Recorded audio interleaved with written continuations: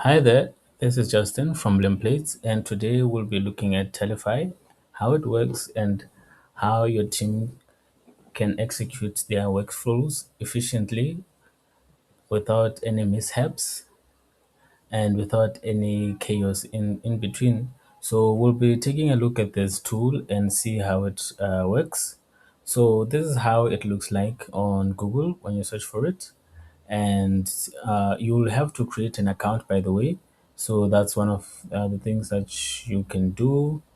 You can start with try it for free and see how it goes for you.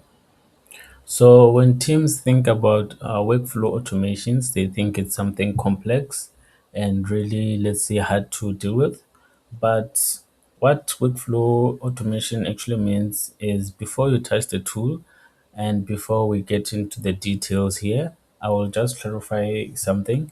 Automation doesn't mean replacing people with software or all that fancy gadgets features that automatically does everything for you without you having to put in the effort as well. It's more like a 50-50 situation whereby you set programs and you also have to put in the effort as well to ensure that everything runs perfectly. So with Tallyfy, it's a simple, repeatable process. The steps are simple as well. You can create, let's go to templates. You can create templates and you can use them over and over again. You can have an option of using AI generated templates, or you can upload documents that can be turned into a template, or you can just start from scratch. And I want to see if there are pre-made templates that we can use and create task, share updates, create template. Okay, we'll just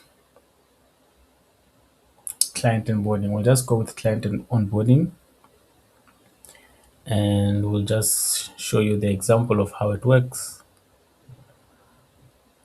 So basically, customize this.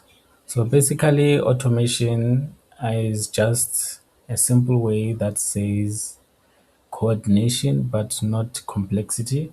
So that's one of the things that you can think about or interpret it in such a way that it doesn't confuse you. And what matters here is framing. Since everything has to be in order and uniform, you have to frame it properly because if you start deviating, you might misunderstand the tool, you might cause complications that you don't actually need. So click here, click each step to add details. So we clicking here. Okay, this is how it basically looks like. This is your task, approve, you can reject, email draft, and all that. Okay, select milestone. You can also add that, and then, or you can have people, an outside guest, to access this, or you can have your team members actually accessing this document. So you can enter their emails here, and then it will invite them to this specific task. So you can do that for all this, and then timing. You can change the time frame. Maybe you don't need 5 days; you just need one day. Then then that's it really. Another step being completed. So you can just add that. Then when it comes to the description, you insert what needs to be done and all that. And then here it's the comment. So when it comes to the comment, it's something that maybe the department head or maybe someone in charge has a look at this and sees that no, there's something a bit off here. So let me add this person or let me tag this person to come and fix it. And then you have your fields.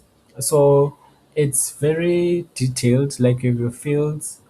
Here you can include your email address, short text, and you can add more fields. Let's see what options appear. You see short text, long text, drop down.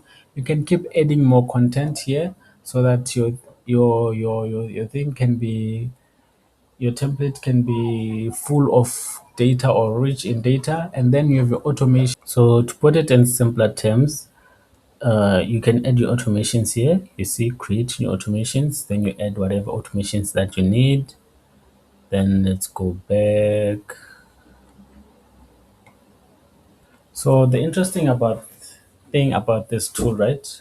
We are off the automation process. You can have your advanced option as well. You can add the options that you need, like launch another process when the task is complete. So with this one, when number one is complete, it can launch number two and so on. So you can have sort of a step by step task completion sequence whereby, let's say it's a project, a client project, this team does this team does that, and team does that, referring to one, two, three. And that's how you can structure it. So when, let's say, the design team finishes whatever they finish, you can assign it to the design team. So let's go back to basic, and then here you can assign it to specific people. You write their email address, or you just create a group of people, since it will be a team instead of one member. And here you can also add one person. You're the only member on Tallyfy. Invite other coworkers. So that's another thing you can do. And then another step, same thing. You write the details that you need. You fill in the fields that you need. Include welcome email. And then maybe I add a little field here. Let's say include communication channels. There we go. So you can add these options as well. Then it's not, you can add it as required. They cannot skip it, or not required. It really doesn't matter that much. Then that should be it, right? Then you will save it at the very end. So you add every single detail. Then okay, so let's just assume everything is filled in, right? And then you can just simply launch your template and enter unique name. So let's say client one, actually client one. Then you continue. Then you can add more guests, people who need to have access to this tool. No skip for now. So this is how it basically will look like. And there we go. Everything else is complete. Your step one, you can mark it as complete. You can mark your step two, your step three, your step four, and step five. So this is how it will look like. And when you finish every single step, since you've added all the details that you need to add, whenever a certain team member has finished a step, like assigned to, obviously here it will be me since I'm the only one. But if you have your team members, maybe it will be Steven, maybe it will be the HR team, maybe it will be the design team, and so on. So that's how you can use it. You can go back to home, and you can go back to tasks. So when you're at tasks, you'll see what you need to do. Welcome, Justin, and all that. So you'll see what you need to do, all your templates, etc.